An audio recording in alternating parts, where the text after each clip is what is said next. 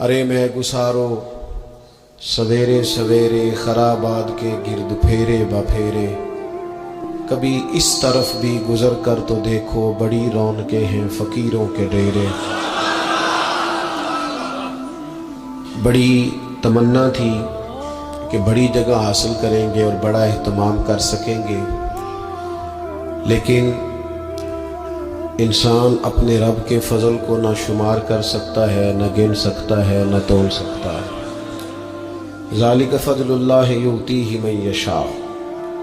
میرے عزیزو، میں اور آپ مسلمان ہیں، اللہ کے گھر میں بیٹھے ہیں، وضو کے ساتھ آئے ہیں۔ زندگی ہم سے پہلے بھی بڑے لوگوں کی گزر گئی اور پھر وقت سمٹ گیا اور وہ قبروں میں چلے گئے۔ ہم بھی قطار میں موجود ہیں، کئی لوگوں کا نمبر لگ گیا ہے، کسی وقت بھی کسی کی بھی باری آ جائے گی۔ چند ایک ضروری چیزیں ہیں، ان کو اپنے ذہن میں اچھی طرح سنبھالیں۔ سب سے پہلے یہ سمجھ لیں کہ عمل زندگی کا حسن ہے، نیکی، پرہیزگاری، نماز، روزہ، حج، زکوٰۃ، خیرات، اخلاق، لیکن جو نجات کا دار و مدار ہے وہ عمل پر نہیں، وہ عقیدے پر ہے۔ اگر عقیدوں میں خرابی آ جائے، اللہ تعالیٰ کی ذات کے بارے میں، رسول پاک علیہ السلام کے کمالات کے بارے میں، حضور علیہ السلام کی طیب و طاہر آل پاک کے بارے میں، یا حضور کے جمیع صحابہ کے بارے میں کسی کے عقیدے میں کمی آ گئی، میرے نبی پاک علیہ السلام کی ذات کے بارے میں ہمیشہ اپنا عقیدہ اعلیٰ رکھنا، ستھرا رکھنا، اور اپنے ذہن میں یہ بات بٹھا کے رکھنا کہ بعد از خدا بزرگ توئی قصہ مختصر۔ کبھی کسی شخص کی کمزور بات کے پیچھے نہ چلنا۔ اللہ نے ہمیں رحمت للعالمین نبی کا غلام بنایا ہے۔ اللہ نے محبوب پاک علیہ السلام کو عظمتوں، شانوں، بلندیوں کے ساتھ بھیجا ہے۔ کبھی کسی ایسے بحث کا حصہ نہ بننا جو حضور کے کمال کو تولے، یا نبی پاک کے علم کو تولے، یا حضور کے فضائل کو تولے، یا نبی پاک علیہ السلام کی عظمتوں کو تولے۔ کبھی اس بات کے قائل نہ ہونا۔ یہ نظریہ لے کے ہم نے قبر میں جانا ہے کہ بلغ العلا بے کمال، کشفت دجا بے جمال، حسنت جمیع خصال، صلو علیہ۔ حضور کی عظمتوں کے قائل رہنا، اور ہمیشہ قائل رہنا، اور جم کے قائل رہنا۔ کبھی کسی کمزور بات کا سہارا، لوگ بڑی کہانیاں سناتے ہیں، بڑی باتیں بتاتے ہیں، کبھی اس چکر میں نہ پڑنا۔ نبی پاک کی جتنی نسبتیں ہیں نا، ان سب کا احترام کرنا۔ ہمارے بزرگ نا جس گدھے مبارک پر محبوب سوار ہوتے نا، اسے گدھا نہیں کہتے، ہمارے بزرگ اسے کہتے ہیں دراز گوش شریف۔ دراز گوش فارسی میں لمبے کانوں والے کو کہتے ہیں۔ کہتے ہیں چونکہ اس گدھے پر حضور سوار ہوئے ہیں، اب اس کو دراز گوش شریف کہنا ہے۔ کہتے ہیں کبھی کو مٹی تھوڑی محبوب کریم علیہ السلام کے قدمین شریفین کے قریب آئے تو یہ نہیں کہنا قدموں کو مٹی لگ گئی، کہنا کچھ مٹی حضور کے قدم چومنے لگی، مٹی حضور کے قدم چومنے لگی۔ کبھی بات کرنا ہوتی تو کہتے کہ بیماری آئی تھی محبوب پاک سے فیض لینے کے لیے۔ تو بہت احترام کے جذبات۔ اعلیٰ حضرت بریلوی رحمۃ اللہ علیہ کے سامنے کسی نے یہ شعر پڑھا تھا کہ شان یوسف جو دبی وہ بھی اسی در پہ دبی، تو فرمایا یہ تو کیا کہہ رہا ہے، حضور تو کسی کو دبانے آئی نہیں، تو کہہ شان یوسف جو بڑی وہ بھی اسی در سے بڑی۔ پھر کسی نے کہا تھا وہ دو درخت تھے نبی پاک کے گنبد کے سامنے کھجوروں کے پرانے زمانے میں، تو کسی نے کہا تھا یوں ہے درخت حضرت والا کے سامنے، مجنوں کھڑا ہو خیمہ لیلا کے سامنے۔ تو اعلیٰ حضرت فرمانے لگے تم نے حضور کے خیمے کو تشبیہ ٹھیک نہیں دی، تمہیں کہنا چاہیے تھا یوں ہے درخت حضرت والا کے سامنے جیسے قدسی کھڑے ہیں عرش معلیٰ کے سامنے۔ कभी भी कोई कमजोर लफ्ज कमजोर जुमला हुजूर सरवर कहूँ कि मालिक मौला कहूँ तुझे, बागे खलील का गुले ज़ेबा कहूँ तुझे, लेकिन रज़ा ने ख़त्म सुखन इस पे कर दिया, खालिक का बंदा खल्क का आका कहूँ तुझे। एक तो ये बात, दूसरी बात ये कि बड़ा अफरात व तफरीद का दौर आया है। जिसको भी लड़ाना होता है वो मजहबी बुनियादों पे लड़ाना शुरू कर देता है।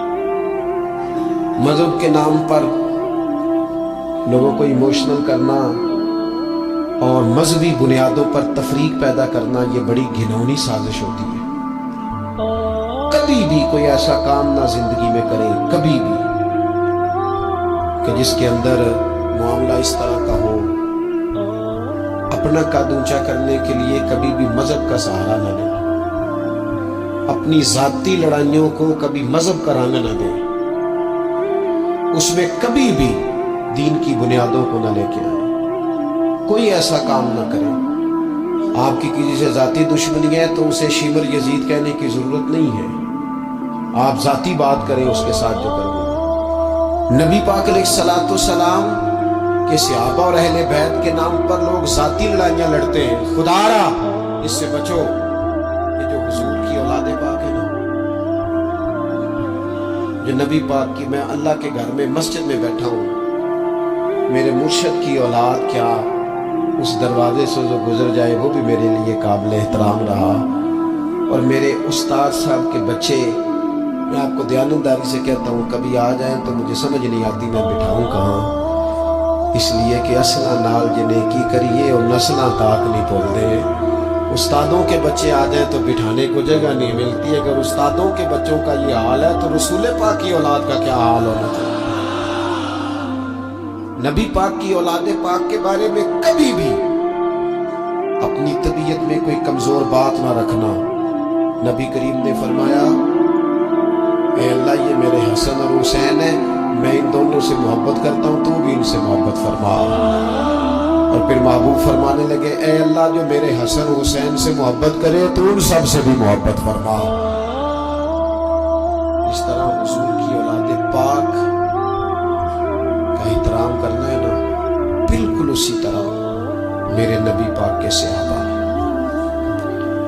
जमाना शराग लेके ढूंढेगा ना, वफा की सारी तारीखें जहां दम तोड़ जाएंगी वहां से जनाब सिद्दीक अकबर का आगाज होता है। दम तोड़ जाएंगी जहां सारी चीजें। अबू बकर सिद्दीक, जनाब सिद्दीक अकबर, ओ दोस्तों इतने बड़े लफ्ज नहीं मिलेंगे कभी भी कि हुजूर फरमाते हैं मेरे पास जिसके पैसे आए मैंने मानो समझ के खर्च किए, अबू बकर के आए तो मैंने अपने समझ कर खर्च किए। हजरत अबू बकर सिद्दीक की और फिर सैयदना फारूक आज़म, आपने भी हदीस सुनी होगी, मैंने भी, हुजूर ने फरमाया कि शैतान उम्र को देख के रास्ता बदल जाता है। पहले ये हदीस बड़ा सुना करते थे, अब इस तरह का तजर्बा हुआ है कि बात ही खुल गई है। वो सिर्फ हजरत उमर को देख के रास्ता नहीं बदलता, हजरत उमर का नाम भी ले तो रास्ता बदल जाता है। यकीन करें हमने लोगों को रास्ते बदलते देखा है। नाम ले ले हजरत उमर का, शैतान रास्ता बदल गया। और सैयदना उस्मान गनी, पैक करे सिद्क सफा मंबाए शर्म हया, नूर की सरकार से पाया दुशाला नूर का, ओ मुबारक तुमको जुन्नूरैन जोड़ा नूर का। हजरत उस्मान गनी। और फिर मौला अली शेर खुदा हाल आता मुश्किल कुशा, हजरत मौला अली शेर खुदा। हुजूर ने बात ही खत्म कर दी। पाक अलैहिस्सलाम ने फरमाया, अली दुनिया में भी मेरा भाई है, आखिरत में भी मेरा भाई है। हुजूर के जमी सहाबा, जमी सुन ले, जमी सहाबा बशमूल कातिब वही सैयदना अमीर मुआविया रज़ी अल्लाह तआला अन्हु, जमी सहाबा, हर एक का अदब एहतराम और रूह और दिल से अपनी तबीयत में पैदा रखना। कभी किसी चक्कर लोग आपको फलसफा सुनाएंगे, फलसफा तो लोग अब्बा के खिलाफ भी सुनाते हैं। फलसफे के रंग में तो लोग ये भी कहते हैं कि तेरा भाई तेरा असल में दुश्मन है। فلسفے میں تو لوگ بڑی چیزیں لے آتے ہیں کہ لوگوں کی کہانیاں سننے کا بھی چکر میں نہ پڑنا. عقیدے کو مضبوط رکھنا. اور دوسری میں آپ حضرات سے گزارش کروں گا، اپنی زندگی سے کام لیں، اپنی زندگی کو بامقصد بنائیں.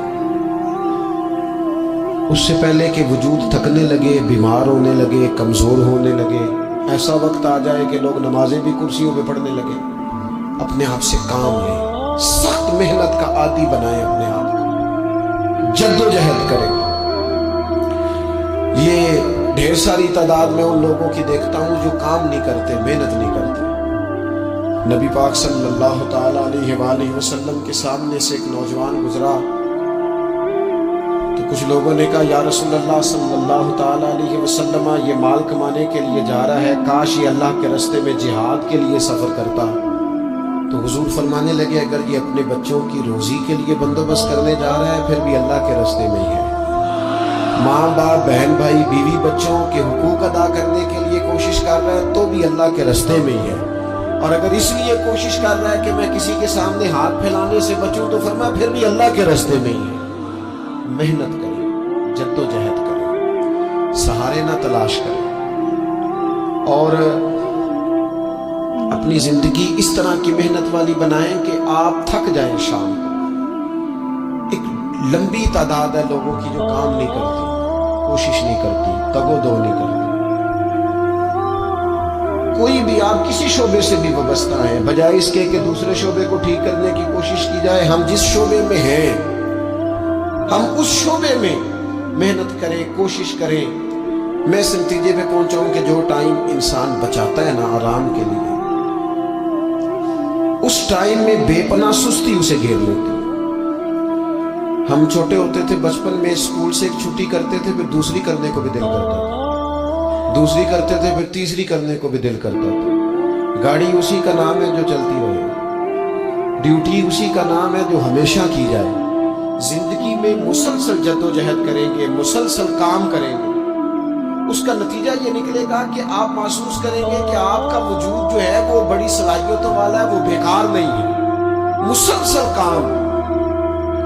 آپ انبیاء کرام علیہ السلام کی زندگی دیکھیں، صحابہ کی زندگیاں دیکھیں، اہل بیت کی دیکھیں، اولیاء اللہ کی دیکھیں، بزرگان دین کی دیکھیں. آپ دیکھیں کہ انہوں نے کام کتنا بڑا کیا ہے.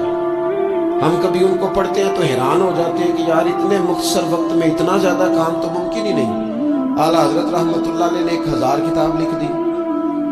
امام بخاری نے پوری دنیا میں گھوم کر احادیث جمع کر کے ایک جگہ پہ اکٹھی کر دی، اور پھر اصول وضع کر دیے حدیث پاک کے کہ حدیث کس طرح قبول کی جائے گی. پھر اس میں فرق کر دیا کہ صحیح کون سی ہے، متواتر کون سی ہے، حسن کون سی ہے، ضعیف کون سی ہے، موضوع ہو تو پھر اس کے قاعدے کیا ہیں. اتنا کام بزرگوں نے کر دیا. جد و جہد تھی زندگی میں، مسلسل ڈیوٹی کرتے. جب مسلسل کام کرتے ہیں نا، نبی پاک صلی اللہ تعالی علیہ وسلم نے فرمایا جو آدمی محنت کرے، کوشش کرے اور شام کو تھک کے سو جائے، اللہ اس کے پچھلے گناہوں کو معاف فرما دے. تو چلتے رہیں، جد و جہد کریں، ہمت کریں، کوشش کریں. کبھی کبھی یوں ہوتا ہے کہ انسان سمجھتا ہے کہ میں نے کوشش تو کی تھی لیکن یار یہ میرے کوشش کرنے سے کوئی نتیجہ نہیں نکلا. عارف رومی رحمت اللہ علیہ فرماتے ہیں کہ ایک شہر ایسا تھا جس میں ایک بیماری بار بار حملہ کرتی تھی. 3-4 پہاڑیاں ایک دوسرے کے اوپر تھیں، اکٹھے پہاڑ بنے ہوئے تھے. اس کے اوپر وہ جڑی بوٹی تھی جس سے اس بیماری کا علاج ہوتا تھا. تو کئی حکیموں نے بتایا کہ اگر وہ جڑی بوٹی حاصل کر لی جائے تو تمہارے شہر کے لوگ صحت یاب ہو سکتے ہیں. پر وہ 4 پہاڑیاں اوپر نیچے، اور پھر ڈھلان بڑی سیدھی تھی، جو پیر رکھتا پھسل جاتا، کوئی جرت ہی نہ کرتا اوپر جانے کی. لیکن لوگ بیمار تھے، تکلیف میں تھے. بالآخر ایک شخص نے ارادہ کیا کہ کب تک لوگوں کو بیماری سے سسکتے، تڑپتے، مرتے دیکھتا رہوں گا. اس نے کلاڑا اٹھایا، ہتھوڑا اٹھایا، پہاڑ کاٹنا شروع کیا کہ میں سیڑھیاں بناؤں گا اوپر جانے کے لیے. فرماتے ہیں کہ وہ پہاڑ کاٹ رہا تھا تو جو قریب آتے تھے نا وہ اسے کہتے تھے پاگل ہو گیا تو وہ اکیلا بندہ کیسے پہاڑ کاٹے گا. बेवकूफ़ है, छोड़ दे। उसने कहा यार तुम साथ नहीं चल सकते तो हौसला शिकनी तो ना करो, मुझे कुछ करने तो दो। सालों लग गए, एक पहाड़ काट के सीढ़ियां बनाई उसने, फिर दूसरा पहाड़ शुरू किया, फिर सालों लग गए, अब 2 पहाड़ काटे थे, बुढ़ापा आ गया, बीमार हो गए, मौत का वक्त आ गया। अब चूंकि सीढ़ियां बन गई थी तो 2 पहाड़ कट गए थे, वहां तक लोग आने जाने लगे थे। ऐन उस वक्त जब वो दुनिया से जा रहा था, फिर भी कुछ लोग हौसला शिकनी कर रहे थे, उसे कह रहे थे खुदा के बंदे क्या नतीजा निकला। कुछ लोगों की ड्यूटी होती है अपोजिशन का किरदार अदा करना, हर मौके पर हौसला शिकनी करते। अब उस पर आखिरी वक्त आ गया है, बावजूद उसके कुछ लोगों ने जाके कहा क्या नतीजा निकला जी, तेरे ऊपर मौत का वक्त आ गया है, तू ऊपर तक तो जा नहीं सका, फायदा क्या हुआ। वो कहने लगा बेवकूफो तुम्हें पता ही नहीं मैं कामयाब होके जा रहा हूं। उन्होंने कहा किस तरह। कहने लगा मैंने आधा सफर आसान कर दिया है, अब जो मेरे बाद आएगा ना उसे सिफर से नहीं शुरू करना पड़ेगा, मैंने आधा सफर उसके लिए आसान कर दिया। वो तीसरे पहाड़ से शुरू करेगा, 2 काटेगा तो जड़ी बूटी तक पहुंच जाएगा, लोगों को शिफा होने लगेगी अल्लाह के फजल से। हम पता क्या करते हैं, बिलखुसूस मेरे वतन का रिवाज ये है कि लोग आधा सफर भी आसान करने को तैयार नहीं। वो कहते नहीं सारा ही फलाना करेगा। जितने अंबिया दुनिया में आए ना मेरे दोस्तों, वो सारे कामयाब गए, लेकिन किसी के साथ 4 उम्मती, किसी के साथ 10, किसी के साथ 100, किसी के साथ 200, लेकिन नबी कामयाब गए। क्यों? कि अल्लाह ताला ने जो उनके जिम्मे ड्यूटी लगाई थी, वो ड्यूटी उन्होंने पूरी जिम्मेदारी से सर अंजाम दी। उस ड्यूटी में उन्होंने कभी कोई कमी दिखाई तो अपनी जिंदगी में जद्दोजहद करें, काम करें, बैठकर सिर्फ बात ना करें, तनकीद ना करें, बैठकर सिर्फ मनसूबा बंदी ना करें। और मेरे मुल्क में बिलखुसूस ये काम होता है, तबसरे करो, चैनल खोलो, तनकीद करो, अंदर की खबर लेके आओ, कोई कहानी सुनाओ, कोई नई स्टोरी बनाओ, लेकिन काम ना करो। बड़ी खूबसूरत बात की शायर ने, उसने कहा शिकवाए जुल्मत शब से तो कहीं बेहतर था, अपने हिस्से की कोई शम्मा जलाते जाते। लोग तालीम नहीं हासिल कर रहे तो भैया आप एक बच्चे का खर्च उठा लें, किसी गरीब का आप उसे पढ़ा दें, एक बंदा तो आपकी वजह से तालीम याफ्ता हो जाए। लोगों को खाना नहीं मिल रहा, भूखों मर गए लोग, हुकूमतें कुछ नहीं कर रही, आप 10 बंदों की जिम्मेदारी उठा लें, आप गरीबों को देख लें, 10 लोगों के घर में आप खाना पहुंचाना शुरू करें। और ये होता रहा है, लोग ये काम करते रहे। ये ड्यूटियां हमारे बुजुर्गों ने सर अंजाम दी है, 2-2 करके, 4-4 करके, 6-6 करके उन्होंने काम किया। अपनी जिम्मेदारी का एहसास करें, मुसलसल काम करें, मुसलसल जद्दोजहद करें, मुसलसल ड्यूटी करें। और फिर मेरी तीसरी गुजारिश आपसे ये है कि जिस तरह आप अपने अपने घर में आपकी जिम्मेदारियां होती हैं, और अगर आप जिम्मेदारी अदा नहीं ना करते तो एहतजाज होता है। माँ को टाइम नहीं देते तो माँ भी एहतजाज करती है, घर वाली को टाइम नहीं देते तो वो भी एहतजाज करती है, दोस्तों को वक्त नहीं देते तो वो भी उसका शिकवा करते हैं। तो आपके जिम्मे जितनी भी जिम्मेदारियां हैं, आप पढ़ाते हैं, क्लास में वक्त पे नहीं आते तो उसका इजहार किया जाता है। हमने अपने अपने जिम्मे जो जिम्मेदारियां ली है पूरी करते हैं। मैं आज आपको ये पैगाम देना चाहता हूं, एक एक ड्यूटी दीन की भी अपने जिम्मे लें, एक एक ड्यूटी, एक काम अपने जिम्मे ले लें। आप अपने अपने इलाके की मस्जिद में झाड़ू देने की ड्यूटी ले लें। आप ये जिम्मेदारी ले लें कि मुझसे कुछ नहीं हो सकता तो मैं हफ्ते के बाद मस्जिद में जाऊंगा और कुरान मजीद को मैं साफ करके झाड़ पूंछ के तरतीब के साथ मुरतब करूंगा। मुझे अगर नाजरा कुरान मजीद ठीक पढ़ना आता है तो मैं 10-11 बच्चों का रोज सबक सुनूंगा, आगे पढ़ाऊंगा। कोई जिम्मेदारी लें, दीन की कोई ड्यूटी अपने जिम्मे लें। अगर माली तौर पर आप ताबून कर सकते हैं तो किसी जगह, किसी मस्जिद में, मदरसे में, खैर के किसी काम में शामिल हो जाए। दीन इस्लाम के साथ अमलन तबलीग में अपना काम करें। जिम्मेदारी हर दुनिया का काम मैनेज करके, मुरतब करके किया जाने लगा है। मईशत हो, मुआशरत हो, तामीरात हो, دین کا کام ہے وہ اسی طرح چل رہا ہے. محفل آ گئی برکت کے لیے محفل کر لو, جمعہ آ گیا پڑھ لو, تراویح ایک حافظ صاحب مقرر کر لو. بھئی آپ اس کو مینج کریں, ساری دنیا میں چیزیں مینج کی جاتی ہیں, آپ اسے مینج کریں. آپ خطیب صاحب سے فرمائش کریں کہ مجھے آپ جمعے والے دن اس موضوع پر کچھ سنائیں. آپ مسجد کے امام سے اس بات کی فرمائش کریں کہ آپ تراویح میں جو قرآن مجید سنائیں گے مہربانی کریں میں اس کا خلاصہ بھی بیان کر کے سنائیں. آپ تھوڑی کوشش کریں گے تو آپ دیکھیں گے کہ بیان کرنے والوں کا بھی ذوق بڑھے گا. کچھ تھوڑی ذمہ داری کا احساس کریں. صحابہ کرام نے نا بڑی منصوبہ بندی کے ساتھ دین پھیلایا, بڑی جدوجہد. انہوں نے دیکھا کس علاقے میں ہم نے جہاد کے لیے جانا ہے, کس میں تبلیغ کے لیے جانا ہے, کس علاقے میں کس طرح کر کے ہم نے ڈیوٹی سر انجام. مصر میں ایک شہر ہے اس کا نام ہے فسطاط, وہ کہتے ہیں گھونسلے کو, پرندوں کے گھونسلے کو. حضرت سعد بن ابی وقاص رضی اللہ تعالیٰ عنہ اپنی فوجیں لے کے وہاں گئے تھے. آپ نے وہاں خیمہ لگایا, کچھ دن وہاں قیام کرنا تھا. آپ کا وہاں خیمہ تھا, وہاں آ کے کبوتر بیٹھنے لگے, ایک کبوتری نے انڈے بھی دے دیے, وہاں گھونسلہ بن گیا. اب آپ جب وہاں سے ہجرت کرنے لگے نا, آگے بڑھنے لگے, تو دل میں خیال آیا کہ خیمے اکھاڑتے ہیں چلتے ہیں. جب وہ خیمے اکھاڑنے لگے تو دیکھا اوپر تو گھونسلہ بنا ہے, اس میں تو کبوتر رہتے ہیں, ان کے بچے بھی ہیں. حضرت سعد بن ابی وقاص نے 2 فوجیوں کے ذمے لگایا, فرمایا یہاں تم پہرے دار بن کے کھڑے ہو جاؤ, یہ خیمہ اکھاڑا نہیں جائے گا, اس کو یہیں لگا رہنے دیں گے تاکہ یہ کبوتر جو ہیں انہیں تکلیف نہ ہو. وہ 2 فوجی وہیں رہے, خیمہ لگا رہا, وہاں پانی کا بندوبست کیا جاتا رہا, خوراک کا بندوبست کیا جاتا رہا. قریب قریب بستیوں سے جب لوگوں نے دیکھا نا یہاں لوگ موجود ہیں, تو لوگوں نے وہاں آ کے مکان بنانے شروع کر دیے. وہ ایک پرندے کے گھونسلے کی حفاظت کے لیے کچھ دیر 2 سپاہی رکے تھے, اللہ نے وہاں پورا شہر آباد فرما دیا ہے. تو آپ ایک گھونسلے کی حفاظت شروع کریں, انشاءاللہ شہر آباد ہو رہے ہیں. لیکن ہم گھونسلوں کی حفاظت کرنے کو بھی تیار ہے.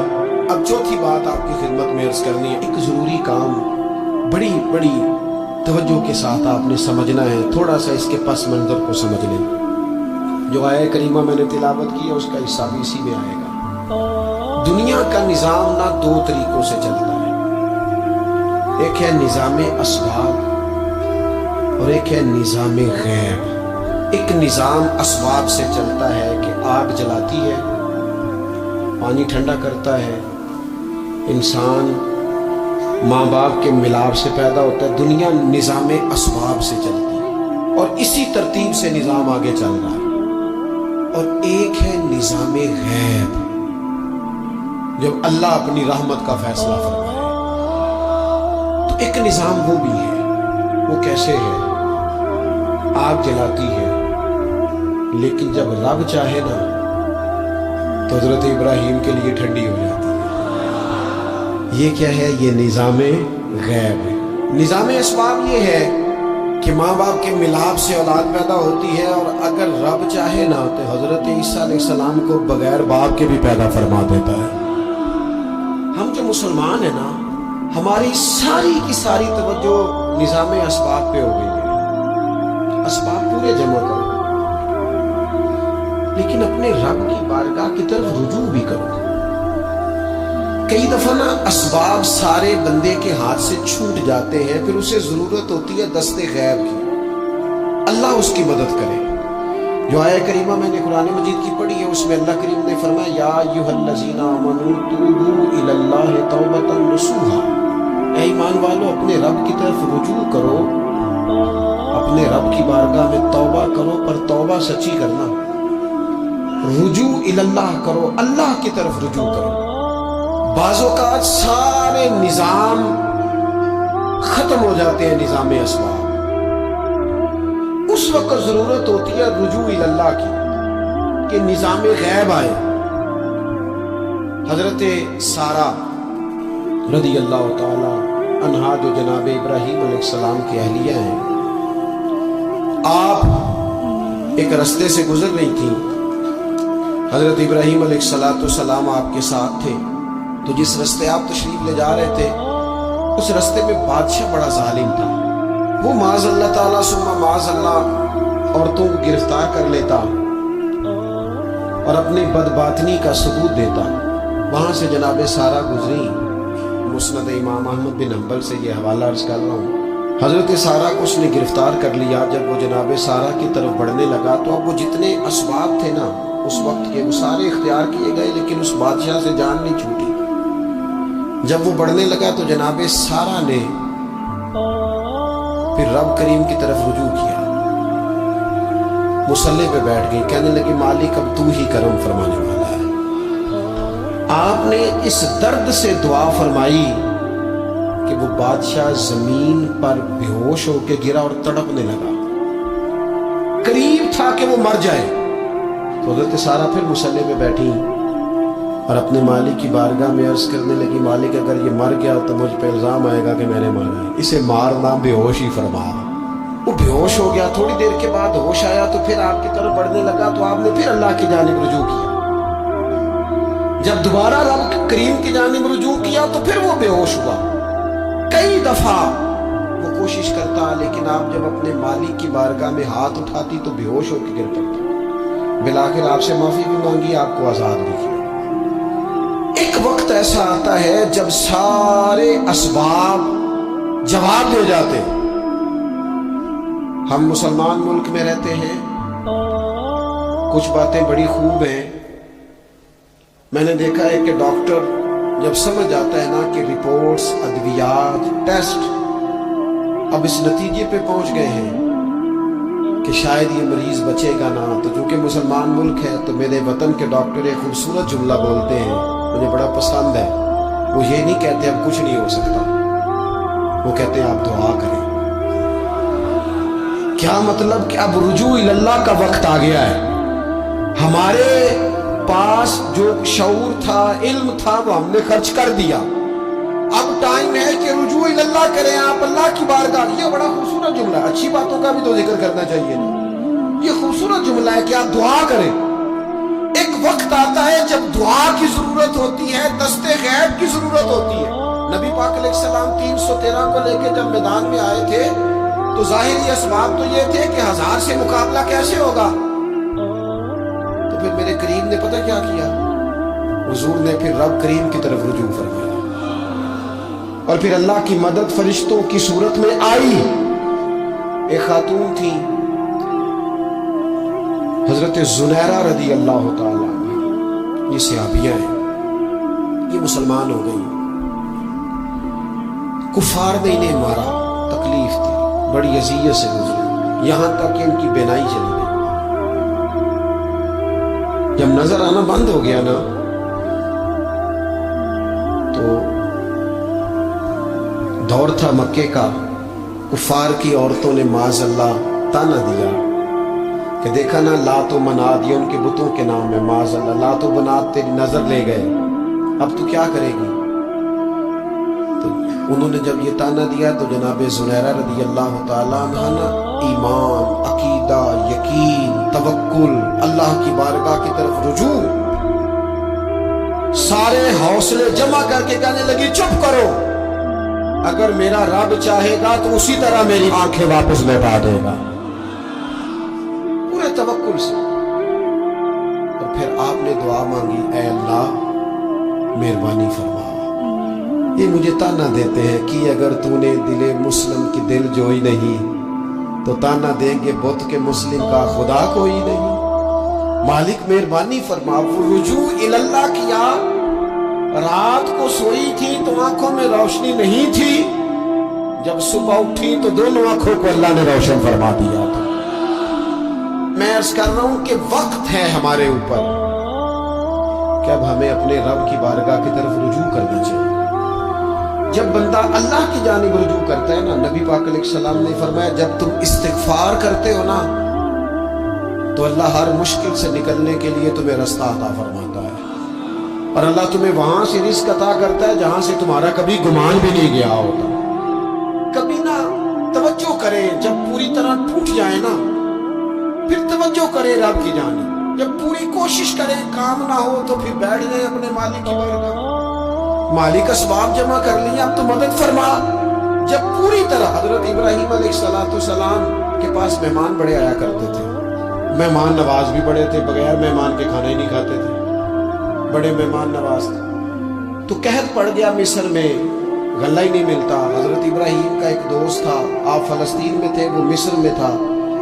आपने उसके पास ऊँट भेजे कि 4-5 ऊँटों पर गल्ला अनाज रख के मुझे रवाना कर, ताकि मैं अपने जो मेरे पास मेहमान जमा है उनको खाना तो दे सकूं। तो ऊँट रवाना हो गए। हजरत हकीमुल उम्मत मुफ्ती अहमद यार खान साहब रहमतुल्लाह लिखा है, चले गए ऊँट। अब मेहमान जमा हैं, उनको भी खबर दे दी गई है कि आप फिक्र न करें, गल्ला मिस्र से आने लगा है, खाना मिलेगा। लेकिन जब वहाँ उठ गए तो उन्होंने कहा, कहत चूंकि बहुत ज्यादा था, अनाज सारी हम तकसीम कर चुके हैं, अब तो हमारे पास गल्ला नहीं है। वो खाली आ गए वापस। जब वो खाली वापस आ रहे थे ना ऊँट, तो जो आपके खुदाम लेने गए थे उनके दिलों में ये ख्याल आया कि हम अगर खाली वापस जाएंगे तो वो जो मेहमान है वो देखेंगे तो वो तो बड़ी आस उम्मीद लगाए बैठे हैं कि हमें आज खाना मिलेगा, तो वो तो बेचारे मायूस हो जाएंगे। उन्होंने इस तरह किया कि रास्ते में कुछ रेत भर ली उन बोरियों में और ऊँटों पे उनको रख लिया, ताकि फिर जाके हजरत इब्राहीम से अर्ज करेंगे, वो खुद ही लोगों को समझा देंगे, ऐसे खाली ऊँट ले जाना बेहतर नहीं। हजरत हकीमुल उम्मत रहमतुल्लाह अलैह लिखते कि हजरत इब्राहीम अलैहिस्सलाम आराम फरमा थे। खुदाम ने जाके अंदर जहाँ वो सामान रखा जाता था वहाँ रेत से भरे हुए बोरिए रख दिए, वो चले गए। हजरत इब्राहीम की ज़ौजा जनाबे हाजरा उठी, उन्होंने कहा मैं मुंह खोलती हूँ, गले का गंदम पीसती हूँ, खाना बना के देती हूँ। जब उन्होंने मुंह खोला ना उसका, बोरी का, बूढ़े का, उस बोरिए का, तो कहती हैं इतनी बेहतरीन गंदम निकली कि मैंने जिंदगी में कभी नहीं देखी थी। पीसी गई, पकाई गई, खाना चलने लग गया। हजरत इब्राहीम अलैहिस्सलाम बेदार हुए, देखा लंगर चल रहा है, मखलूक खुदा खा रही है। दुनिया आवे ते खा जावे ते राजी होवे बुल्ला, लोग खा रहे हैं, चल रहा है सिलसिला। हजरत हाजरा वो खवातीन घर में कुछ चीज आए ना तो कहती है इस दफा चावल बड़े अच्छे आए, इस दफा गंदम बड़ी अच्छी आई, या आटा पिस के आया, ये बड़ा उम्दा है। तो हजरत जनाब हाजरा रदी अल्लाह ताला अन्हा हाजिरे बारगाह होके अर्ज करने लगी, ये जो आपका मिस्री यार है ना, उसने जो गंदम भेजी है बड़ी कमाल है। तो हजरत इब्राहीम तो जानते थे बात को, फरमाने लगे ये मेरे मिस्री यार ने नहीं भेजी, ये मेरे अरशी यार ने भेजी है, ये अरशी यार ने भेजी। और वो जब भेजता है तो कमाल ही भेजता है, वो जब अता करता है तो बेहिसाब ही अता करता है। ओ मेरे दोस्तों, उम्मत को जरूरत है इस वक्त दस्ते खैर की। पाकिस्तान कभी ना बनता अगर अल्लाह ताला की गैबी ताकतें मदद न फरमाती। पाकिस्तान कभी ना बचेगा अगर खुदा की मदद शामिल हाल ना होगी। हमें इज्तिमाई तौर पर रुजू इल्लाह करना है। हमारे जितनी इनफरादी मुश्किलात हैं, हम किसी तकलीफ में, दुख में मुब्तला हैं, अल्लाह की तरफ रुजू करें, अपने रब की बारगाह की तरफ रुजू करें। और जो हमारे इज्तिमाई मसाइल हैं उनमें भी अल्लाह की बारगाह की तरफ रुजू करें। जब हम ये रुजू करेंगे मालिक के हुजूर, तो फिर अल्लाह हमारे लिए रास्ते वाज़े फरमाएगा। ये रुजू किस तरह किया जाए? मैंने अपने साथियों के ज़िम्मे बिलखुसूस जो यहाँ खानका शरीफ से वाबस्ता हैं, वो अगर समझें कि मैं हुक्म दे रहा हूँ तो उसको हुक्म समझ लें, और बाकी अगर अहबाब मेरी बहुत ज़्यादा दर्दमंदाना गुजारिश समझें तो ये मेरी गुजारिश समझ लें। 5 वक्ता नमाज के साथ कुछ थोड़ी सी इबादत रात की जरूर शुरू फरमाएं। 2 रकत हो जाए, लेकिन रात को तन्हाई में अपने रब की बारगाह में इबादत के लिए जरूर हाजिर। हजरत अब्दुल्लाह इब्न उमर रज़ी अल्लाह ताला अन्हु फरमाते हैं कि मगरिब की नमाज पढ़ के कुछ लोग घर चले गए, हम लोग बैठ गए कि थोड़ा सा तो टाइम है, इशा पढ़ के ही जाएंगे। फरमाते अल्लाह के महबूब अलैहिस्सलाम भी तशरीफ ले गए। थोड़ी देर के बाद महबूब इस तेजी से तशरीफ लाए कि मुकद्दस सांस फूला हुआ महसूस हो रहा था। हमने अर्ज की या रसूलल्लाह हमारे माँ बाप कुर्बान, क्या हुआ? तो महबूब फरमाने लगे क्या कर रहे हो? عرض کی یا رسول اللہ نماز سوچا ہے چلو تھوڑا سا تو ٹائم ہے، بیٹھتے ہیں اللہ اللہ کرتے ہیں، عشاء پڑھ کے جائیں گے۔ تو محبوب فرمانے لگے میرے پاس جبریل امین آئے ہیں، انہوں نے آ کے عرض کی یا رسول اللہ آپ کے غلام مسجد میں بیٹھے ہیں عشاء کی نماز کے انتظار میں، اور رب فرشتوں کے سامنے ان پر فخر فرما رہا ہے۔ یہ جو عبادت ہے نا نفلی، یہ طاقتور کرتی ہے بندے کو۔ حضور فرماتے ہیں کہ جب بندہ نفل پڑھتا ہے تو اللہ فرماتا ہے پھر تو میں اس کے ہاتھ بن جاتا ہوں، پیر بن جاتا ہوں، آنکھیں بن جاتا ہوں۔ کیا مانا کہ اس میں خدائی طاقتیں آ جاتی ہیں، دوست مرید بھی ہوتے ہیں، سلسلوں میں بھی داخل ہوتے ہیں۔ عبادات کا مزاج نہیں بناتے، کچھ نوافل کا ذہن ضرور بنائیں، رات کو کچھ ٹائم ضرور اللہ اللہ کریں، اپنی زندگی کا اسے معمول بنا لیں۔ اور 3 وظیفے آپ کی خدمت میں عرض کریں گے۔ سخت مشکل جب آتی تھی نا تو صحابہ پڑھا کرتے تھے حسبنا اللہ و نعم الوکیل، نعم المولا، پڑھیے گا حسبنا اللہ و نعم المولا و نعم النصیر۔ اس کا معنی بڑا خوبصورت ہے، بالکل سادہ سا مختصر سا معنی کرے نا تو اس کا معنی یہ ہے میرے لیے اللہ ہی کافی ہے، اللہ میرا مددگار ہے، اللہ بہترین مددگار ہے، اللہ بہترین کفایت کرنے والا ہے۔ اس وظیفے کو نہیں چھوڑیں اور اس کے معنی سمیت اس کو یاد رکھیں۔ آپ محسوس کریں گے طبیعت طاقتور ہو گئی ہے، روح طاقتور ہوگی، اس کو بھولنا نہیں۔ دوسرا آپ سے عرض کرنا ہے کہ اعلیٰ حضرت چونکہ ہم سلسلہ طریقت میں فاضل بریلوی سے وابستہ ہیں اور باقی جتنے بھی لوگ ہیں سارے ماشاءاللہ انہی سے وابستہ ہیں، اعلیٰ حضرت نا لا حول ولا قوت الا باللہ العلی العظیم پڑھنے کی بڑی فضیلت بیان کرتے ہیں۔ یہ ایسا وظیفہ ہے جو سب کو آتا ہے نا ماشاءاللہ۔ نبی پاک علیہ السلام نے فرمایا یہ اللہ کے عرش کے خزانوں میں سے خزانہ ہے۔ اعلیٰ حضرت فرماتے ہیں 99 دفعہ پڑھو لا حول ولا قوت الا باللہ العلی العظیم، فرمایا اللہ تعالیٰ تمہیں 99 بیماریوں سے شفا دے گا، اور اس میں سب سے چھوٹی بیماری ٹینشن کی بیماری ہے، سب سے چھوٹی بیماری غم کی بیماری ہے، چھوٹی، باقی بڑی بڑی ہوں گی۔ اس وظیفے کو نہیں آپ نے چھوڑنا اور یہ پابندی کرنی ہے، کریں گے انشاءاللہ تعالیٰ۔ اور تیسرا وظیفہ ہے درود پاک۔ یہ بندہ درود پاک پڑھتا ہے تو پتہ ہوتا کیا ہے، 1 بار پڑھو تو 10 رحمت ہے، 2 بار پڑھو تو 3 بار پڑھو تو 4 دفعہ پڑھو تو پھر تو چاروں جانب رحمت ہی رحمت ہو جاتی ہے۔ درود پاک کو کبھی نہ چھوڑو اپنی زندگی میں۔ آج آپ اپنے آپ سے عہد کریں کوئی رات ایسی نہ گزرے کہ درود پاک پڑھے بغیر ہمیں نیند آ جائے، یہ ذہن بنا۔ یہ 2 وظیفے اور تیسرا درود پاک۔